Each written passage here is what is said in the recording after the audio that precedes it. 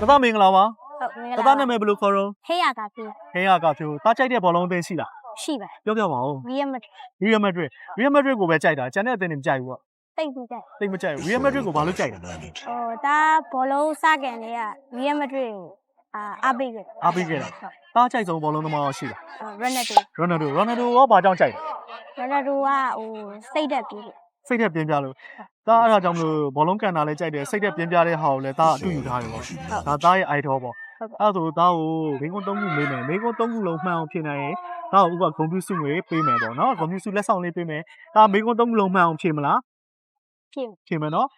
မမှန်ခဲ့ရင်လည်းဘာမှမဖြစ်ဘူးနော်အေးစေးအပျော်ပေါ့နော်အဲ့ဒါဆိုလို့ရှိရင်စီရိုနယ်ဒိုက Real Madrid ကိုရောက်မလာခင်ဘယ်ကလပ်ကနေပြောင်းလာတခွန်းနဲ့ပဲဖြစ်တေးကြလို့လား တေးကြ တေးကြလား တေးကြ တေးကြတယ်နော် ဟုတ် မှန်ကန်ပါတယ်ပထမဦးဆုံးမိကုန်းကတော့မှန်ကန်ခဲ့ပါတယ်ဒုတိယမိကုန်းထပ်ပြီးမယ်နော်စီရိုနယ်ဒိုရဲ့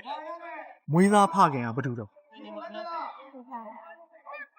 စီရိုနယ်ဒိုကအများနဲ့အင်တာဗျူးတွေမှာဖြေတယ်လေကျွန်တော်ရဲ့ Silas ပါကိုစ စာ Alex Ferguson မှန်ကန်ပါတယ်เนาะနှစ်ခုမှန်သွားခဲ့ပြီနောက်တစ်ခုထပ်ပြီးတော့မေးမယ်ဒီခါကျရင် Real Madrid နဲ့ပတ်သက်ပြီးတော့မေးကြတယ်ပေါ့နော် Real Madrid မှာကစားခဲ့တဲ့ Portuguese ကစားသမား3ယောက်ပြောပြ ပေါ်တူကစားတော့ Ronaldo Ronaldo Figo ဟုတ်ပြီဗျာ Figo တားတို့ခစ်မှာတားအရန်သိတဲ့ကစားသမားတစ်ယောက်ပဲနော်တစ်ယောက်ပဲ Figo တစ်ယောက်ထိမှန်နေပြီ Figo တော့မှနော်တော်တော်ကြီးကိုခစ်ကရှေ့ကြတဲ့ကစားသမားသူသိတယ်သူ Real Madrid ဘစ်ဖန်ပါစီရိုနယ်ဒိုလည်း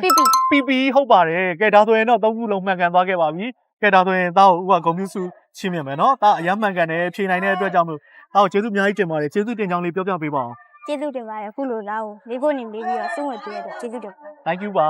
နော်